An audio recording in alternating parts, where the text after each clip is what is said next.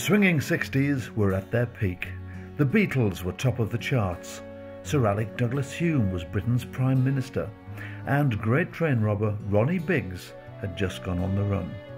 Meanwhile, in Norton Road at Stockton, Jim and Keith Lipthorpe were preparing to open the doors of the greatest nightclub in the UK. The Club Fiesta was about to go live and make an indelible mark regionally, nationally and internationally in the world of entertainment. In short, it would put humble Teesside on the world-class stage of nightlife, where chemical and steel workers could wine and dine in Las Vegas-style luxury and rub shoulders with the stars. The legendary Roy Orbison would record a live album on stage. Shirley Bassey would think she was far too good for the place. Chubby Brown would learn the tricks of his trade. They even dreamed of bringing Elvis and Sinatra, and almost made it. The Fiesta was a derelict former Art Deco cinema, the Modern, one of several possible locations. Well, I had about 11 sites in mind all over the area, but that one had apparently a little bit of car parking. It was a crossroads. It was a fairly good size, and that's really why I chose that one. Another one I had in mind, was Preston Park, because that was up for sale for £17,000. Of course, I didn't have £17,000. I only had £111, but I couldn't have bought it. But this friend of mine, he would have probably financed it. Mine, of course, they may not have given permission for a nightclub, a casino, because in those days you needed a casino to carry their business, because you couldn't draw people in and pay for the cabaret at the same time. But the germs of the Club Fiesta were planted at a much humbler location, a semi in Billingham. It's here that Keith and elder brother Jim were inspired by music.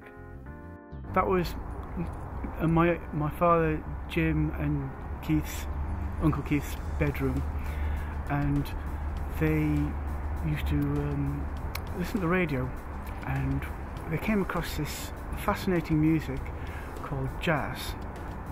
When he was 14, he persuaded his father to buy him an alto saxophone, and then Uncle Keith got a trumpet, and that was the formation of this band they had called Jim Lipthorpe Swing Tet. Now they played a few places locally, and then they got spotted by someone from Fishburn, who got them a gig at Fishburn Miners Welfare Hall, and they started promoting it themselves, Jim and Keith. And first of all, it would cost them money to do the gig there, but eventually it picked up popularity. It was such a successful dance night that they had coaches leaving from here and from Stockton, and that was when my father got the taste for entertaining people. And I think that was the seeds of the Club Fiesta, really. Great names were destined to tread the Fiesta boards, but the first act were brothers Mike and Bernie Winters. Why on earth Mike and Bernie Winters? Good question, because they didn't do a very good act, actually. I didn't realise, but the elder brother can only play one tune on the clarinet, which he plays in the act. He couldn't do anything else, and they weren't that funny. They did a bit of the act which they did on television, so there was nothing new about it, so they didn't do well at all. But of course, I didn't realise that the biggest problem in the nightclub business is trying to find top of the bills, because you can't put Fred Bloggs on and expect people to pay and come and see him. So we had to book them back for the next week but one, because we couldn't get anyone else. American chart topper Johnny Nash would be arrested in the Fiesta for suspected possession of wacky backy. Customers made do with Woodbines and Capstan full strength. They were sold by cigarette girl Billy Ford. Ultimately, she lost her job to a fag machine. She went on to become a fawn, more of them later, and she was an entertainer with husband Ken. So in the back room there was a stock room full of cigarettes, and I had this tray in front of me, which was great because it hid my stomach. Then I thought I had then. When I look at the photographs, I didn't. And I just sold cigarettes and matches. Yeah. Walked down the staircase looking very elegant. As big names became the norm, customers needed to occasionally fiddle their way past the ever-vigilant door staff. Sometimes it got a bit hairy. About March 1965, I think, was the first show that we went to. My girlfriend, who became my wife, Joan, she was 16 at the time and I was 19, and we had to use my mum and dad's membership cards. So we turned up on the night and there was a little bit of a queue, and whilst we were in the queue we got talking, and I said to Joan, I said, I'm shaking here because, you know, when we get that far up, what's going to happen, you know, because these ain't our cards. Anyway, we gets to the door. Good evening, sir. Oh, good evening. Good evening, madam. And he showed the membership cards, and he looked at the cards, and then he looked at us, and I thought, you're not going to let us in here, because he realised, because we were already young. And he said, yes, they seem to be in order. He said, but I'm afraid your sideboards are a bit long. Huh? He said, well, are you going to let me in, and I'll make sure that they're cut, you know? He said, if you want to come in, you'll have to pop home or whatever, he said, and trim your sideboards. Oh heck. Well, I didn't live too far away, Norton down into Ragworth near the Mile House. So Joan waited there, I flew off, ran all the way, got in, cut them off, came back and went back up to the door. Oh, good evening, sir. Yes, they'll do. And he let us in. No, in those days, bouncers weren't big, beefy, not necessarily. I mean, they had to be diplomats, they had to be well dressed, they had to be courteous. I mean, the Fiesta wasn't a club in the sense that they have clubs these days with just loud banging music and you know, with no respite. So you know, what I used to do was front the door with the others, and we needed to be, as I say, calm and courteous and respectful towards the people there. They were paying a lot of money to come in. We had to check they weren't drunk. We had to check that they were dressed properly. On one occasion, I had an Arab prince come up to the door at the Fiesta, and I stopped him because he was wearing jeans, and I didn't know he was an Arab prince, but it turned out he was, and his big minder said that he was going to give me £50 if I would let him in. But I said no, and I pointed him in the direction of a guy standing at the bus stop and said, well, why don't you go and buy his trousers off him? Which he did, and then we let him in. So we had to think a little bit differently. The club was so popular it even had its own newspaper listing forthcoming attractions. But that was the problem, trying to find acts who draw them in. And people think it was a roaring success, perhaps because they only went when it was really busy. But the average attendance at Stockton in the early days was about 300 or 400 a night. 200, 300 early in the week, and about 400, 500, 600 in the weekend. Certain people don't like some acts. I mean, I was surprised my wife once said, oh, I wouldn't pay £1 to see him. And I said, this is, we're talking about Tommy Cooper, because she didn't think Tommy Cooper was funny. The popular image of the early Fiesta is that of a hugely profitable venture making money hand over fist. Not true, says Keith. Usually we used to lose money 2 weeks out of 3, even in the early days, and it was only the casino that kept us going. And when they put these stupid laws in about gaming, we were paying £75,000 a year in licence fees, so I closed it down because we weren't making a profit at that. People still play in the old casino. These days it's children. Toys have replaced the gaming tables. The Fiesta is now a church, the Destiny Centre. One of the early singer comperes making a nostalgic visit to his former stomping ground is Pete Embleton, formerly Dell from Teesside band Dell and the Falcons, and the frontman in the Blue Caps. It's quite surreal, really, looking around. It's changed a bit. I was working at the time, I was at an ill-fated venue called the Showboat in Middlesbrough, which I don't know if you remember. It didn't last very long, but I'd gone there as singer with the band and the compere. And of course I knew Jim Lipthorpe, and Jim was in because Maynard Ferguson's band was on that night at the Showboat. So Jim loved the big bands, and he'd come over, and we just got chatting at the bar, and he said, our compare's leaving, would you like the job? And I was going to leave the Showboat and go solo, just working on my own. And I thought, Fiesta, great band, love to sing with them. So I said, yeah, I'll do it for 6 months, Jim. And I stayed there for, what, 4.5 years, because it was just great. It was one of those things where you just look forward to going to work every day. I got up in the morning and thought, going to work tonight, and just look forward to it. It was just great times. I was the sales promotions manager. It was my job. I had 3 sales girls, Jackie, Maureen, Sylvia, and it was basically their job to get parties in, to fill the place up for the, you know, they worked anywhere from Newcastle to Scarborough, and then sort of inland as well. Who sticks out? Jack Jones, Beach Boys, Four Seasons, Gladys Knight, Cliff, Lulu, Bob Monkhouse, Tommy Cooper, Freddie Starr. The list's just endless. And the sad thing is that at the time, we just took it for granted. You just got lulled into this sort of sense of, who's on next week? Oh, it's Gladys Knight and the Pips, isn't it? Yeah. Oh, no, that should be good.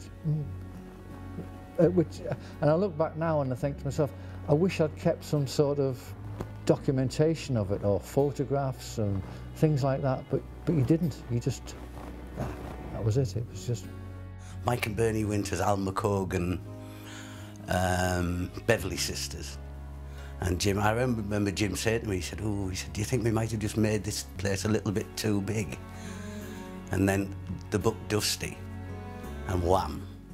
This was before there was any sort of like limits on how many people you could have in. There was 1,200 people a night, and they were literally hanging from that fabulous ceiling. That's how busy it was.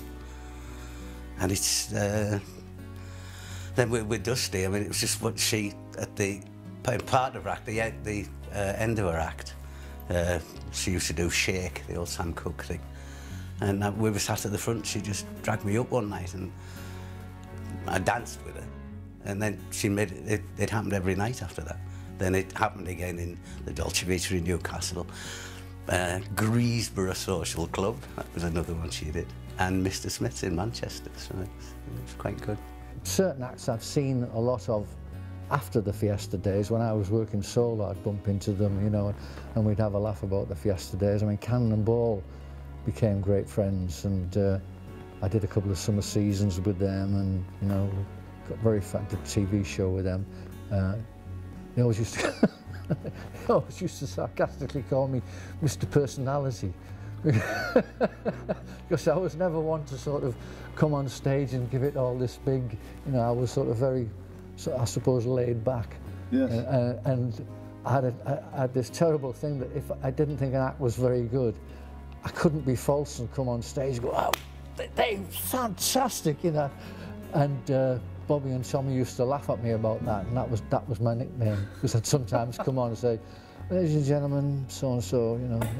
So Bobby nicknamed me Mr. Personality. And it stuck with me for years. And the acts tended to come out into the club afterwards, which I think people liked. And they'd leave them alone, okay, they'd go and queue for autographs, but if they came out in the club, they tended to leave them alone quite a bit. So that made them want to come out into the club more, and it made them look to the customers that they're just normal people. They've done their job and they're enjoying themselves, you know. Oh, Four Tops, 3 Degrees, Gladys Knight, you know. You didn't have to go anywhere else but this area for things like that. You know, now you've got to, well, they just don't do it anymore, seemingly, but... Another one that everybody thought, ha ha ha, Cliff Richard, but what a polished act. Yeah, he came on, he didn't just go on his own or with the Shadows, he came with the Norwich Paramore Orchestra, you know, and backing filled singers. the whole community stage, But wow, what a show. Everybody was very surprised at that. So, We got our tickets, and Joan was heavily pregnant at the time, but she wanted to go and see Cliff because Cliff was one of her favourites. Anyway, we went in. There's a brilliant night. He was backed by the Norrie Paramore Orchestra, not the Shadows, which was a shame from my point of view because I love the Shads. Anyway, we came out. We got a taxi home, and about an hour or so after the end of the show, Barry, I think the baby's coming. So I had to dash out to phone for the ambulance. Anyway, cut a long story short, in she went. 2 hours after the show, my first son Mark arrived. Thanks, Cliff. I think probably the best act really on stage was Roy Orbison, I think. I mean, we had him dozens of times, well, about a dozen times over the two clubs, and he did the best show. Every time he did a fantastic show, you know. Mm-hmm. And some of the ones you think would be a good on stage were dreadful, you know. They wouldn't. Some of them, the singers, they wouldn't even sing the hit songs. So I had awful rows with some of them. One of the Walker brothers, the well-known one, he wouldn't sing his most popular song. I had an awful row with him backstage to get him to sing his lead songs. And I mean, even Cliff Richard didn't like singing Paper Doll. He hated it. You know, so, because they've sung it so many times, it's like business to them, and they hate it. They like to sing something new. And a lot of the artists would more interested in singing their new songs than their old ones. The biggest difference between artists, between singers and comedians, the comedians have a really hard time because it's much more difficult. Because if you tell the jokes which they've heard before or those were on the television the previous week, think, oh, it's the same old stuff, I've heard that. They want new material all the time, which is difficult to do. Well, singers, this is quite the opposite. They want to hear the hit songs sung 3 or 4 times in one night rather than something else. I went to one place, and I wasn't doing very well. Oh, he said to me 3 half-hour spots. I said, I only do 2. He said, I won 3. I said, well, I've only got 2. He said, well, you'll have to do your first 1/3. I said, I'm a comedian. How can I? I said, and let me get this right. Do me first spot, 3rd. This is shite. And he said, all right, you paid off. You paid off. You never got paid. You paid off mean ta-ra, bugger off, you're getting out. So I said, right. I said, I want paying. I've come all the way from Redcar. It's took me 2-3 hours to get here. With the traffic, I want paying. Put your foot down. So he come back, he said, I've had a word with the committee, we've decided to pay you £5. I said, £5? You keep that for putty, because I'm putting all these fucking windows in. Cabaret was the natural descendant of the music hall. There was the music hall, well, first of all, there were singing rooms, the music hall, variety. And then variety had tremendous competition from television and films, and it almost killed it, almost. It hasn't, it's come back again. But the cabaret clubs was a natural phenomenon. And for a while they were wonderful, fantastic. They brought people in, brought Louis Armstrong, all the big stars from America, Batley Variety Club and the Fiesta. And yeah, they were marvellous places, they were great audiences, great for a comic, because they were there, they were right in front of you. And you say, by Jove, missus, ha ha. We would do the clubs, which you know and I know there was thousands of clubs in the northeast, and then at the end of the show we'd make a beeline for the Fiesta. We'd stand at the bar, barmaids were always well jugged, and it was good. You saw Jimmy Ruffin, the Hollies was my favourite, Lovelace Watkins. A live show is still the best. There's nothing like going to see a live show, because you don't just watch it, you're in it. You're part of the show. You saw people at Fiesta you'd never see anywhere. I mean, over the years, I probably saw Freddie Starr, Del Monson, Shirley Bassey, Tom Jones. I saw the Beach Boys. I saw so many great acts, which, as an act yourself, where you know you want to inspire him to be better than you are.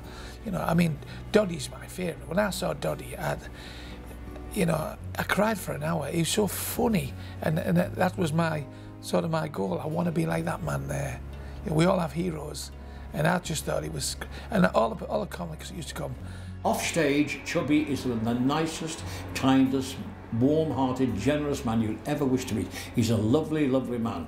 On stage, well, he might shock your granddad. He wouldn't shock your grandma, because they know. We're doing the